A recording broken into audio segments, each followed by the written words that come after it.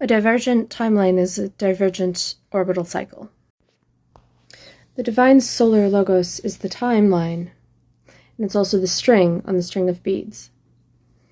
In an out-of-body experience, I saw everything as a string of beads, and then I told a friend of mine, and he said that's actually an Eastern metaphor for the godness, the oneness. I think it's Brahman in the Hindu tradition. And each bead is like an earth. It's a body on the string. So you can view that as an earth, you can view that as an incarnation, you can view that as a self, etc. Please forgive my chronic illness flare-up thing here. It exists. The earth's bodies, selves, incarnations, etc. are viewed as egg or love, which is both where we get love and love. The name of a famous art museum in France.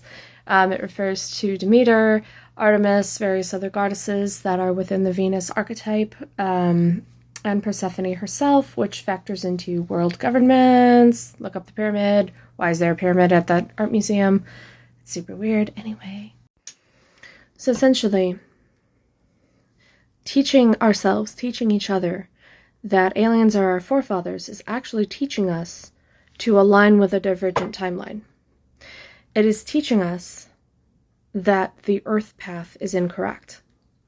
When stars or ancestor stars or ancient grandfathers, in some North American traditions, rocks are called grandfathers.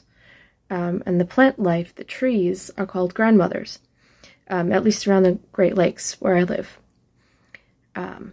So the suns hold space.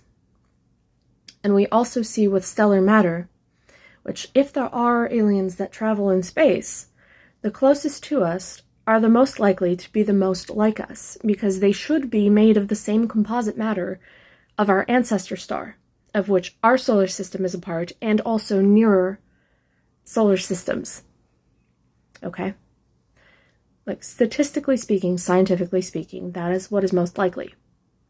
So these suns are consciousnesses that hold space, that we can incarnate into. So, in conclusion, editing our genes is not something we should aspire to. Traveling between space without the heart technology to do so is not something we should be doing.